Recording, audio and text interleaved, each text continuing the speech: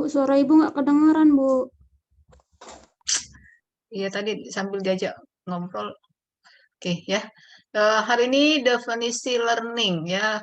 Di kelas ini yang semangat itu Yuli, Hairul. Semua semangat-semangat. Tapi kenapa sampai 5 menit belum hadir juga? Aswin, Ibu Yuli, Ibu Linsiska, ya.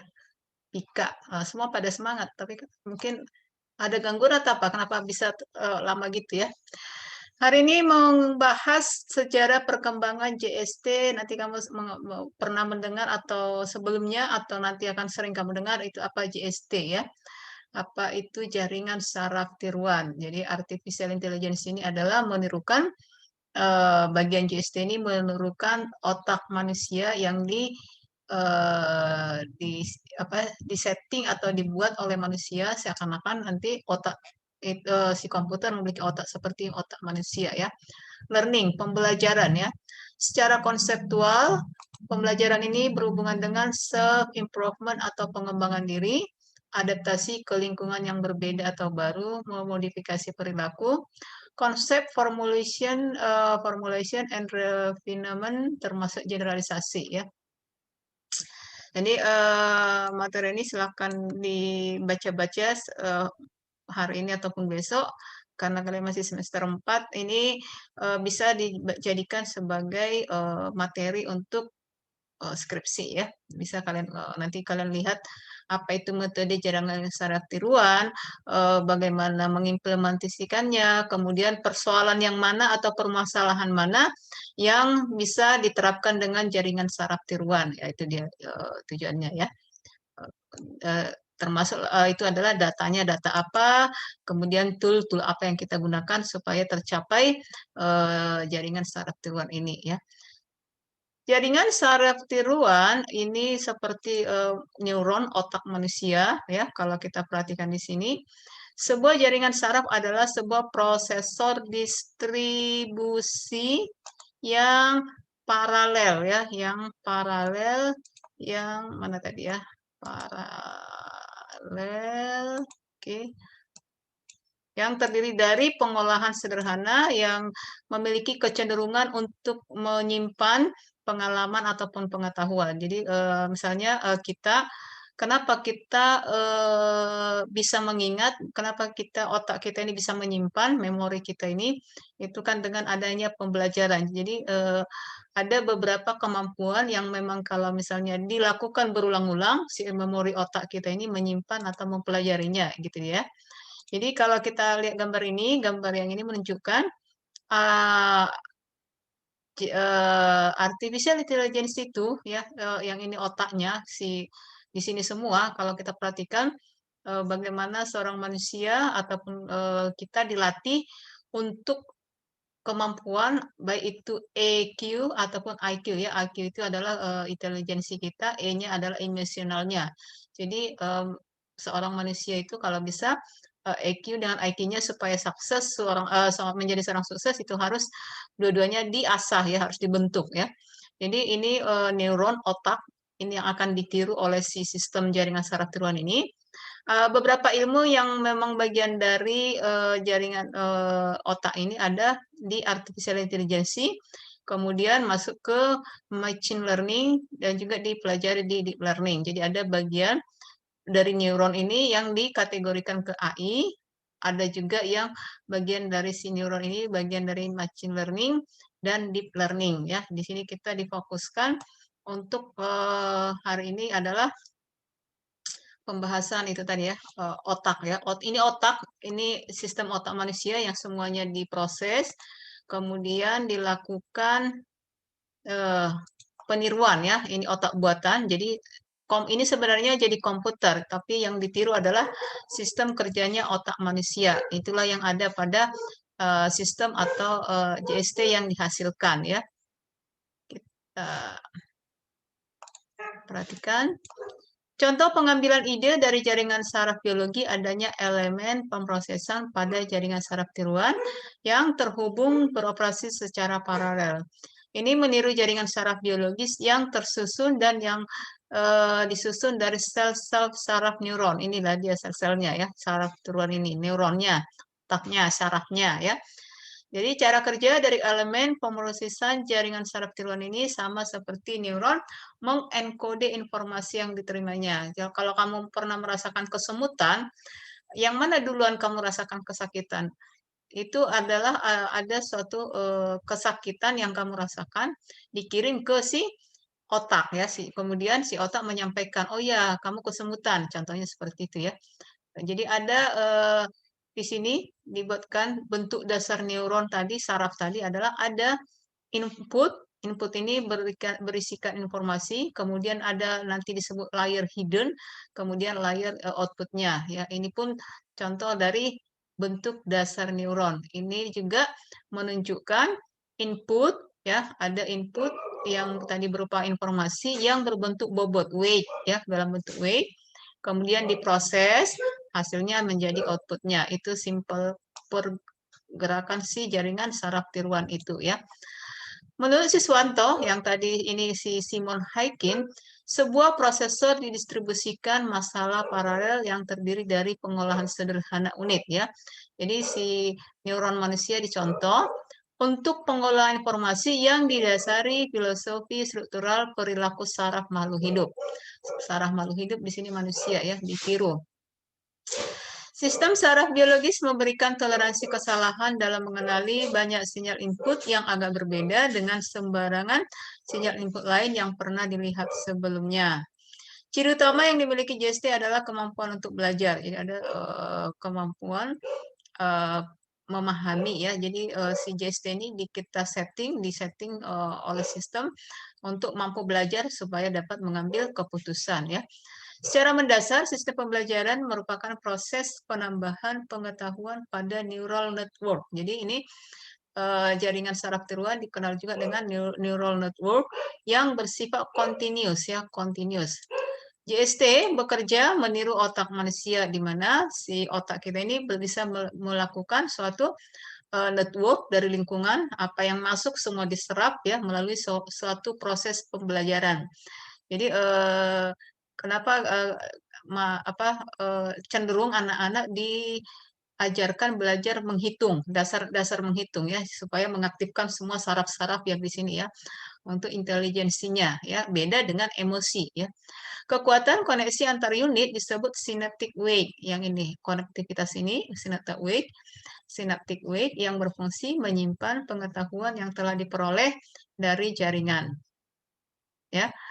Beberapa ilmu yang membahas atau mempelajari spesifik lagi atau yang berkaitan dengan JST ya, aerospace, pertahanan militer juga ada, keuangan perbankan, elektronik, broadcast ya, ya jadi misalnya spot TV ya. Jadi kalau mau melihat ranking musik itu bisa dipelajari lagi berdasarkan neural network ya. Apa itu berdasarkan nanti ada nada-nada yang bisa dibuatkan ya seperti nada yang black white tadi hitam dan putih nanti diidentifikasi ya broadcastnya, keamanan, medis, matematika, pengenalan suara ya, recognition voice ya, pengenalan suara, pengenalan tulisan, pengenalan benda bergerak yang ini ya. Kemudian ini pengenalan wajah ya, identification recognition face ya, mengidentifikasi wajah. Contohnya di sini seperti kalau kamu yang pernah finger ya, absensi berdasarkan finger. Nah, ini bisa mengidentifikasi seseorang berdasarkan dengan ini pengenalan wajah ya. Daerah fitur ditandai dengan kotak dan posisi deteksi, yang terakhir ditandai dengan lingkaran. Ini bisa dilakukan dengan metode jaringan saraf tiruan, tapi Ibu juga sudah melakukan penelitian ini mengidentifikasi wajah, tapi di bidang Ibu itu di pengolahan citra ya. Tapi di JST bisa ya dengan menggunakan neural network tadi ya. Jadi ada beberapa identifikasi nanti mengecil, mengidentifikasi titik-titik yang ada pada wajah si ini. Jadi ini dengan titik-titik ini ya seperti jaringan network juga nanti diidentifikasi siapa itu orang-orangnya. Mana melihat mau masuk bagaimana ini? Kenapa sih Arul ini keluar? Tadi udah. Sri. Oke ya. Nah, ini tadi contohnya bidang-bidang. Kenapa perlu mempelajari jaringan saraf tiruan ini, JST ya, kalau di nanti skripsi apa, bidang apa, JST, gitu ya, metodenya apa, JST. Teknik algoritma jaringan saraf tiruan ini teknik yang memiliki arsitektur jaringan saraf tiruan pada masa-masa awal perkembangan jaringan saraf tiruan yang seperti tadi digambarkan ya, ini dia bentuk neural ya. Kemudian adanya komputer digital yang memiliki height ya. Jadi untuk bisa dengan ini mempermudah proses jaringan saraf tiruan. Jadi ada komputer digital, ini memang speech-nya, speech komputer kita itu, kalau kamu nanti membuat sistem ini, harus didukung speech yang berkecepatan tinggi. Aplikasinya sangat luas, ini contoh-contohnya. Ya. Konsep dasar jaringan saraf tiruan, yang kita lihat tadi gambar yang 3 tadi, ada input, ada hidden, ada output-nya. Ada yang membentuk layer-layernya, atau disebut lapisan input, node di dalam lapisan input dengan unit-unit input yang menerima input dari dunia luar. Jadi ini bisa beberapa data yang diinput yang dimasukkan sebagai menggambarkan suatu permasalahan. Lapisan tersembunyi, node di dalam lapisan tersembunyi ini adalah unit-unit tersembunyi. Ya, setelah tadi informasi ataupun data di input, ada lapisan dimasukkan ke lapisan tersembunyi. Di sini tidak langsung diamati. Kemudian lapisan output ya. Input di hidden tersembunyi, kemudian dilakukan proses dikeluarkan lapisan output. Node pada lapisan output ini disebut unit-unit output keluaran dari input yang ini tadi ya. JST didefinisikan sebagai suatu sistem pemrosesan yang mempunyai karakteristik menyerupai jaringan saraf manusia yang tadi, yang merupakan pemahaman manusia, human cognition ya, yang didasari. Jadi sistem kerja otak kita itu, pemrosesan informasi terjadi pada elemen sederhana, yaitu pada neuron yang tadi gambarnya ya. Isyarat mengalir di antara sel saraf neuron melalui suatu sambungan penghubung. Tadi yang ada tanda-tanda panahnya. Setiap sel saraf menerapkan fungsi aktivasi terhadap isyarat hasil penjumlahan berbobot yang masuk kepadanya untuk menentukan isyarat keluarannya. Nah, di sini kalau digambarkan saraf manusia itu kalau di bidang biologi, ini dia jaringan saraf manusia ya, yang kalau tadi secara umum ini sarafnya ya, kalau gambar otak ya, kalau ininya otak ini sebenarnya ya. Ini kalau dibuatkan di jaringan saraf manusia, ya dibuatkan gambarnya, terdiri dari akson ini, ya akson, sel body, kemudian dendrit. Kita lihat pembahasannya, ya. Soma ataupun badan sel, bagian terbesar dari sel saraf manusia. Fungsi utama dari komponen ini adalah rangsangan dari dendrit hingga kemudian meneruskannya ke akson, ya. Dendrit merupakan bagian sel pendek, ya ini dendrit, sel pendek yang bercabang-cabang. Ini dia, ya. Fungsi utama dari komponen ini adalah menerima rangsangan, menghantarkannya ke boma badan sel, ya dari sini ke boma badan sel. Jadi ini ada sel body, action, nucleus, dan dendrit, ya. Kemudian rangsangan akan ditransmisikan melalui celah yang disebut synaptic gap, disebabkan proses kimiawi pada tubuh. Proses transmisi kimiawi ini yang mengubah rangsangan mengukur besarnya frekuensi dari rangsangan yang diterima. Ya. Kita lihat di sini artificial neural network. Ya. Selain tadi ada bahasa JST, kalau di bahasa Indonesia kan, kalau di ini adalah artificial neural network. Jadi secara umum artificial intelligence diambil yang bagian otak manusia yang ditiru, ya. Kalau artificial intelligence adalah meniru populasi ya, populasi manusia yang dari kera menjadi manusia. Kalau ini adalah si artificial neural network meniru bagaimana otak manusia itu bekerja ya. Jaringan saraf tiruan merupakan suatu sistem yang fault tolerant dalam dua keadaan. Pertama, si neural network ini, si neural ini bisa mengenali sinyal input yang berbeda dari input sebelumnya. Jadi inputnya bisa berbeda-beda, tetap mampu bekerja meskipun neuron yang tidak mampu bekerja. Kalau ada kerusakan, karena tadi neuron ini kan terdiri dari beberapa. apabila ada kerusakan di salah satu, maka jika ada sebuah neuron yang rusak, neuron lainnya menggantikan kerja dari neuron yang rusaknya, ya. Nah, ini digambarkan gambar sebuah jaringan saraf tiruan, ya, koneksi umpan maju yang berbentuk garis tebal, ya, koneksinya ini ke sini, ya.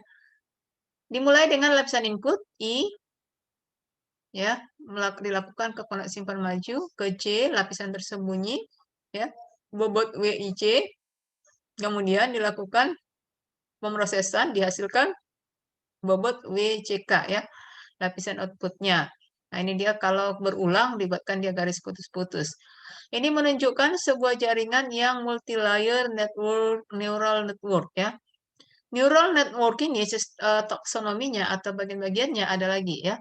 Jadi misalnya kamu ahli di nanti, misalnya kamu menguasai AI bidang mana? Nah, gitu lagi kan. Neural network. Neural network itu dibagi lagi.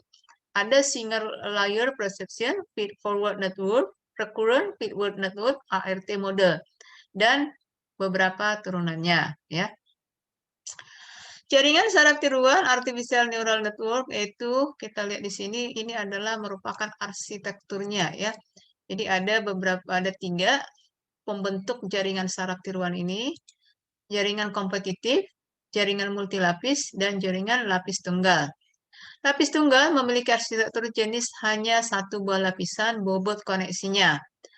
Kemudian jaringan multilapis ini adalah jaringan yang dengan lebih lapisan tersembunyi. Yang ini dibuatkan memecahkan single layer net, namun pelatihannya lebih rumit, ya, multilapis. Jadi ada beberapa nanti proses-proses yang berlapis-lapis untuk menghasilkan outputnya. Kompetitif yaitu sekumpulan neuron bersaing untuk mendapatkan hak menjadi aktif, ya. Itu tadi arsitekturnya, JST-nya. Kemudian kita perhatikan artificial network digambarkan dengan skemanya, ya. Yang tadi ada tunggal, ya. Single layer net A, ini dia, ya. Perhatikan apa beda A, B, C, ya. Kita lihat B, jaringan kompetitif layer, ya. Ini dia jaringannya, tanda panahnya dihubungkan. C, jaringan multilapis, multi layer net. Jadi berulang, ya, dari sini ke sini, kembali lagi, ke sini lagi, kembali lagi. Ini terdiri dari tadi lapisan input, lapisan tersembunyi, lapisan output. Jadi ada di input, di proses, kemudian lapisan outputnya, ya. Jaringan saraf tiruan artificial neural network. Kalau kita perhatikan di sini ada beberapa bahasan ataupun istilah-istilah yang perlu kita pahami, ya. Contoh di sini jaringan ya. Jadi bedakan kalau saya bicara jaringan di TKJ, ya, teknik komputer jaringan, ya, itu bedakan. Ini jaringan di saraf tiruan, ya. Jadi harus bisa dibedakan. Summation function, bobot, neuron atau node atau unit, lapisan tersembunyi, hidden layer, output, dan keluaran paradigma pembelajaran. Ada paradigmanya, ada aturan pembelajaran, dan juga aktivasi fungsi transfer. Aturan pembelajaran ini ada lagi di beberapa dibuat bagiannya untuk pembelajaran pengoreksian error, kemudian pembelajaran Boltzmann, aturan Hebbian. Ini di pembahasan berikutnya, ya. Ini beberapa istilah yang kalau kita tidak semuanya dijelaskan, di sini ada perbandingan otak manusia dengan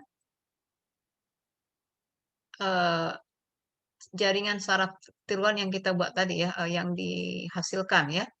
Jaringan saraf tiruan ini adalah dilatih menanam secara mendalam dan permanen informasi di dalam sel-selnya.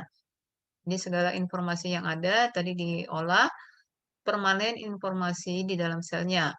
Sel-sel saraf dalam jaringan saraf tiruan tidak mungkin rusak, sedangkan sel saraf jaringan manusia mungkin bisa rusak, ya, sangat mungkin. Manusia belajar secara terus-menerus. Kenapa manusia itu selalu belajar? Mengakumulasikan informasi yang diterimanya. Jadi kalau misalnya ada info yang kamu dengar itu tidak langsung apa tuh namanya, direspon, masih dipertimbangkan, itu namanya mengakumulasikan, ya. Sedangkan jaringan saraf tiruan tidak. Setelah jaringan saraf tiruan selesai melakukan proses belajar, jika akan ditambahkan informasi baru, maka jaringan saraf tiruan ini mempelajari semua informasi itu lagi dan bukan hanya informasi tambahannya saja. Jadi misalnya ada data 5 tahun lagi, 5 tahun yang sebelumnya, kemudian ada data yang 2 tahun yang akan datang, ada itu semua harus dipelajari ya supaya menemukan solusi. Jaringan saraf tiruan mampu menyelesaikan masalah yang sama dengan hasil yang sama sekalipun, walaupun masalahnya berulang-ulang. Jadi dengan tadi ada untuk jaringan saraf tiruan ada data latih, ada data uji. Dengan semakin banyak dilatih, semakin didapat ujian data ujinya ya yang mengatakan yang membuat kesimpulannya lebih oke ya. Jadi begitu pembahasan kita hari ini. Sebentar ya. Oke. Jadi kalau kita perhatikan ya, siapa tahu kamu lebih suka nanti membahas ini dalam melanjutkan ini, tertarik untuk bahan skripsi, kamu referensinya bisa kamu simpan, kemudian bisa kamu search nanti penelitian ataupun judul skripsi yang berhubungan dengan jaringan saraf tiruan dan permasalahan apa yang cocok, itu yang satu ya. Kita harus tahu permasalahan apa yang cocok. Minggu depan kita membahas beberapa contoh penelitian yang menggunakan jaringan saraf tiruan. Ini tadi perbandingan otak manusia dengan jaringan saraf tiruan. Cara belajar otak manusia memang beda, walaupun manusia jaringan saraf tiruan itu contoh otak manusia ya, yang ditiru adalah otak manusia. Setelah jaringan saraf tiruan selesai melakukan proses belajar, jika akan ditambahkan informasi baru harus dilakukan mempelajari semuanya ya, tidak boleh menyimpulkan sesuatu dengan kejadian sekarang, tidak boleh, harus dilihat dulu data sebelumnya ya. Kemudian sel saraf yang berfungsi memproses informasi masuk, sedangkan jaringan saraf buatan itu terdiri dari 108 transistor. Sebuah prosesor pada komputer menjalankan sebuah instruksi tunggal maupun ganda. Jadi si otak komputer itu yang seperti otak manusia itu disimpan di prosesor. CPU konvensional dapat menyelesaikan berapa ratus juta operasi tiap detiknya. Coba manusia, berapa permasalahan yang bisa diproses? Ya, kenapa orang bisa sampai banyak berpikir sampai dia mengalami gangguan ya. Itu dia tidak bisa mengkoordinir otaknya ya, itu dia. Ini pun bisa. Jadi kalau JST ini semakin banyak melakukan pengujian, hasilnya mungkin semakin teruji ya. Nah, di sini algoritma pembelajaran yang kita pahami sekarang yang membahas learning yang fokusnya di JST ya, dalam konteks JST. Di sini pembelajaran maksudnya di sini adalah proses di mana parameter-parameter bebas JST yang tadi ada input, ada hidden, ada outputnya diadaptasikan melalui suatu stimulus berkelanjutan oleh lingkungan dari jaringan berada. Jadi dari semua yang di lingkungan itu yang bisa beberapa kejadian yang bisa diambil yaitu JST dirancang oleh lingkungan, jadi dari beberapa pembelajaran pengalaman di sekelilingnya. JST dapat mengubah dirinya sebagai hasil stimulus ya berdasarkan rangsangan dapat didapatkan hasilnya. Kemudian JST memberikan respon dengan cara yang baru kepada lingkungan. Contoh di sini adalah internal sendiri ya. Nah, berikutnya di neural network, artificial neural network atau jaringan saraf tiruan ini, ataupun nanti kamu di machine learning, ya ada dibahas itu supervised learning dan unsupervised learning. Ya, supervised learning ini pembelajaran yang membutuhkan guru. Jadi si otak bekerja perlu pembelajaran yang ada gurunya. Unsupervised learning ya tidak perlu pengawasan, si sistem ini bisa bekerja sendiri. Kalau ini tadi harus ada si guru, harus ada instruksi. Nah, unsupervised learning ini belajar tanpa ada pengawasan. Nah, ini kita lihat. Nah, yang mau kita bahas di minggu depan itu adalah model pembelajaran dalam ANN, Artificial Neural Network, yaitu pembelajaran HAP, ya. Kemudian algoritma perseptron, kemudian itu algoritma pembelajaran backpropagation, ya. ada 4, satu lagi adalah multi-layer perceptron, ya MLP. Nah, ini setiap bagian-bagian dari artificial neural network ini model ini, ya, bisa digunakan untuk menyelesaikan sebuah permasalahan. Untuk itu, ya, ini sudah pertemuan ke-10, jadi nanti setelah 10, minggu depan 11, ada 2 pertemuan lagi. Hari ini, silakan dibagi 4 kelompok, ya. Nanti per kelompoknya membahas yang 4 ini, ya. Nah, nanti dipilih, silakan tadi ya. Jadi yang 4 ini nanti, terserah mau bikin kelompok baru pun ya. Minggu depan yang penting bagi dulu kelompoknya, ya. Jadi nanti yang mana kelompok 1 kita lihat minggu depan, ya. Jadi 4 kelompok itu nanti mengambil sebuah judul baru yang mengenai pembelajaran HEP, kemudian bagaimana prosesnya dan bagaimana pengimplementasiannya, ya. Nanti kita lihat. Nah, dari sini mungkin materi kita sedikit, tapi kita melihat nanti beberapa contoh penelitian sebagai acuan kita, ya. Jadi minggu ini, minggu depan sebelum masuk sudah ditentukan siapa kelompok 1, 2, 3, dan 4.